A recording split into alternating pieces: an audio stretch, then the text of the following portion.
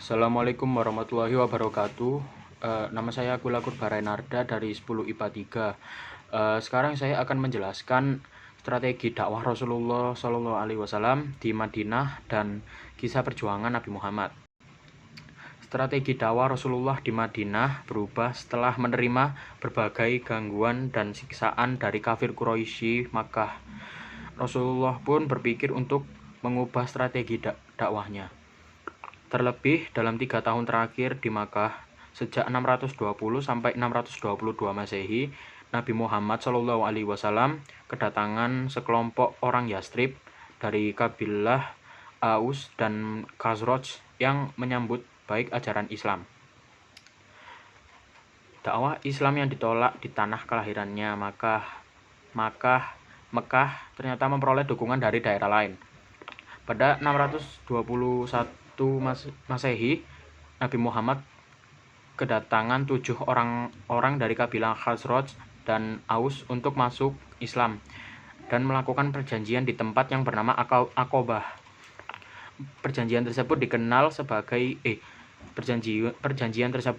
dengan perjanjian Aqobah 1 yang berisi iktikad untuk tidak menyekutukan Allah, tidak mencuri, tidak berzinah, tidak membunuh anak-anak, tidak saling memfitnah, dan tidak durhaka pada Nabi Muhammad.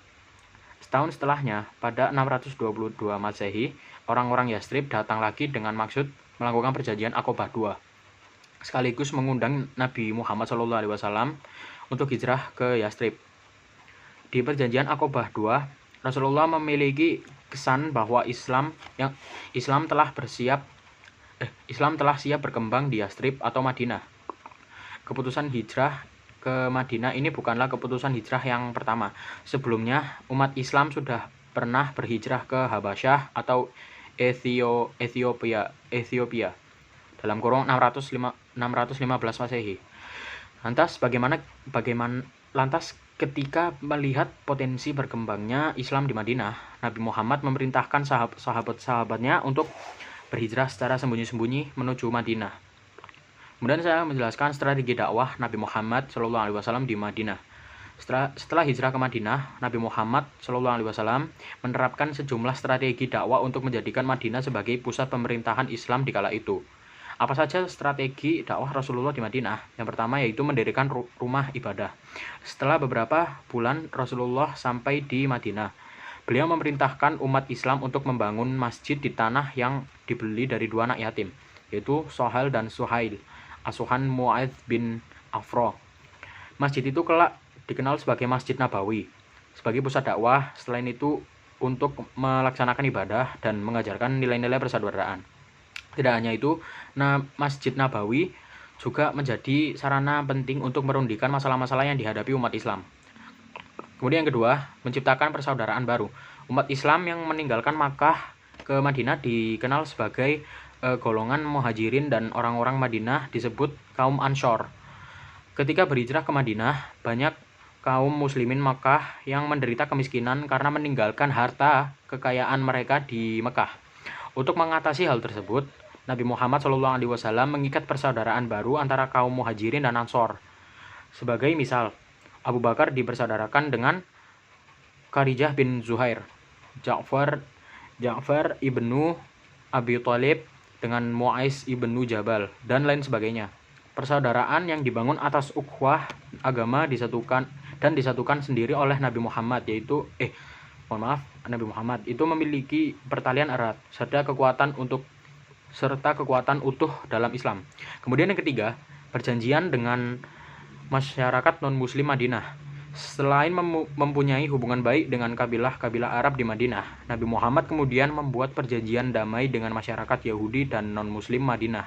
Perjanjian itu dikenal dengan sebutan Piagam Madinah, yang berisi pernyataan bahwa para warga muslim dan non-muslim di Yastrib dalam kurung Madinah adalah satu bangsa, dan orang Yahudi dan Nasrani serta non-muslim lainnya akan dilindungi dari segala bentuk penistaan dan gangguan.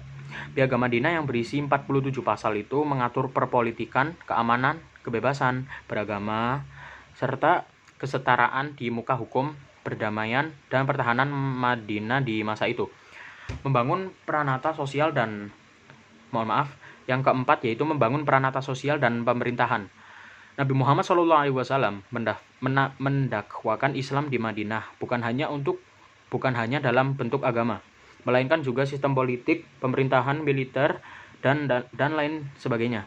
Karena itu juga ayat-ayat di Al-Quran yang turun di periode Madinah dalam kurung ayat-ayat Madaniyah sebagai besar berisi aturan muamalah dan pembinaan hukum. Strategi Nabi Muhammad adalah strategi membentuk pratana sosial dan pemerintahan dalam bentuk negara Islam yang pusat pemerintahannya di Madinah. Dakwah yang dilakukan Nabi Muhammad SAW di Madinah memperoleh sambutan beragam. Ada yang menerimanya dengan tangan terbuka, ada yang menolaknya dengan terang-terangan, dan ada juga yang diam-diam tidak suka atas dakwah tersebut. Namun tidak berani berterus terang karena ada umat muslim berjumlah mayoritas di Madinah. Kemudian saya akan menjelaskan hikmah di balik kisah hijrah. Laman NU online menulis semua langkah Rasulullah dalam perjalanan hijrah adalah tugas penerapan syariat dalam kurung wadhifah tasyri'iyah yang mesti dijalankan. Ketika itu sudah dilaksanakan, Rasulullah tinggal mengaitkan hatinya kepada Allah dan bersandar hanya pada petunjuk dan pertolongannya. Maka setiap muslim harus menyadari bahwa mereka dilarang menyandarkan segala sesuatu kecuali kepada Allah, tanpa mengabaikan prinsip kausalitas dalam kurung sebab akibat. Ada mukjizat yang paling menonjol dalam perjalanan hijrah Rasulullah, yaitu ketika beliau berhasil keluar dari rumahnya tanpa diketahui kaum musyrik yang sudah mengepung rumah dan berjaga-jaga di setiap sudut. Mukjizat ini menjadi semacam maklumat bagi kaum musyrik di setiap tempat dan waktu bahwa penindasan dan penyiksaan yang dialami Rasulullah dan para sahabat dalam perjuangan membela agama tidak serta-merta mengindikasikan bahwa Allah melantarkan mereka dan mereka jauh dari kemenangan. Sama sekali tidak. Kaum musyrik dan semua musuh Islam jangan merasa senang dulu, sebab pertolongan Allah amat dekat dan jalan menuju kemenangan selalu ada, kapanpun dan dimanapun. Sekian dari saya, aku Lakur Baranada dari 10IPA 3. Mohon maaf bila ada salah kata. Sekian, wassalamualaikum warahmatullahi wabarakatuh.